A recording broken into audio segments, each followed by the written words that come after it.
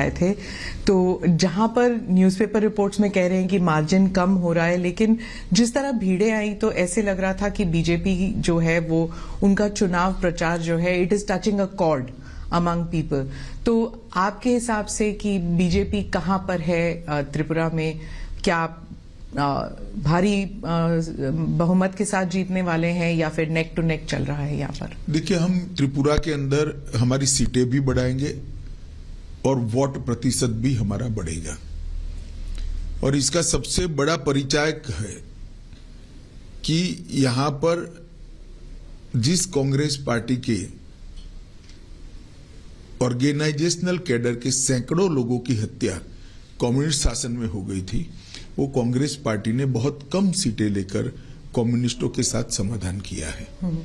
और जो communist party कभी त्रिपुरा में किसी के साथ नहीं जाती थी, वो कम्युनिस्ट पार्टी ने भी कांग्रेस के साथ समाधान किया है।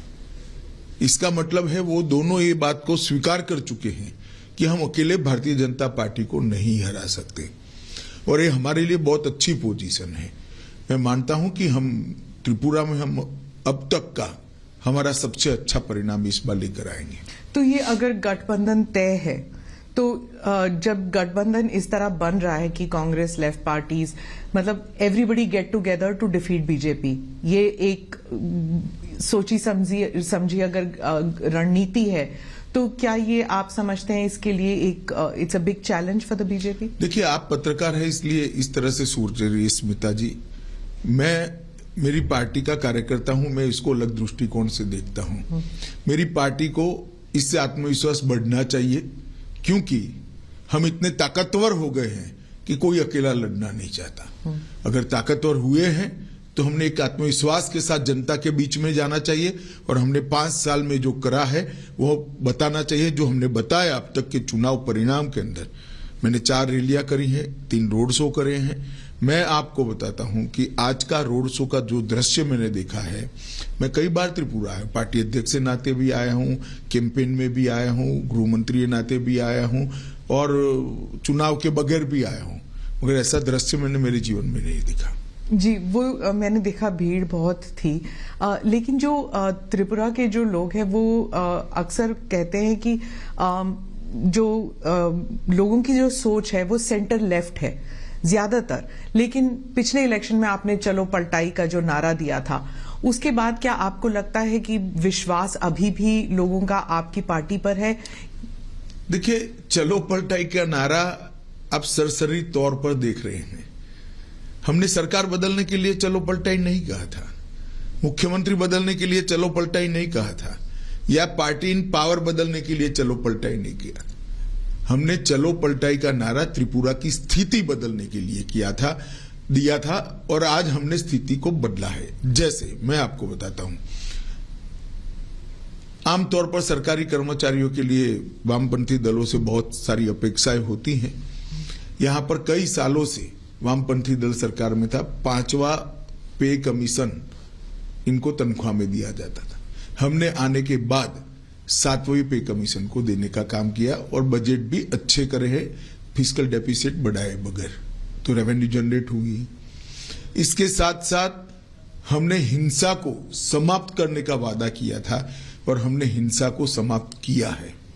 हमने नशे के कारोबार को, जो बांग्लादेश से सीमाओं से आता है, उसको रोकने का वादा किया था।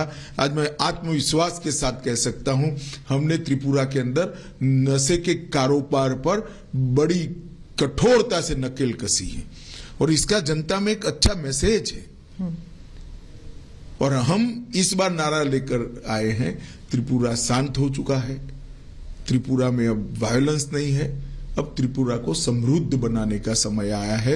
मोदी जी और माणिक शाह की ये डबल इंजन की सरकार ने वो वादे को पूरा करने के लिए भी अब तक बहुत कुछ किया है। पहले विप्लव देव जी ने किया, अब माणिक शाह जी कर रहे हैं, और मोदी जी का जो केंद्र से गरीब कल्याण का थ्रस्ट है, वो गांव तक परकोलेट हुआ है। माणिक जी और विप्लव जी को आपने जो चेंज किया, उससे एक इमेज भी जाता है कि कंट्रोल सब दिल्ली से होता है। अब आप इसकी व्याख्या इस तरह से कर सकती है, परंतु ये पार्टी का सिस्टम है। और कंट्रोल करने के लिए कोई बदलाव नहीं होता है, किसी भी कार्यकर्ता का ज्यादा उपयोग करने के लिए बदलाव होता है। तो कभी न कभी कोई राज्य से सेंटर में आता ही है।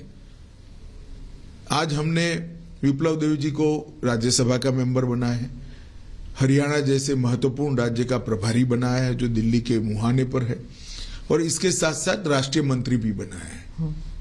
तो वो केंद्र की राजनीति में अपना अच्छे से योगदान दे रहे हैं। त्रिपुरा की राजनीति में भी माणिक शाह जी के साथ रहकर उनको सहायता कर रहे हैं जी। तो इसको कोई इस प्रकार के दृष्टिकोण से देखने की जरूरत नहीं है।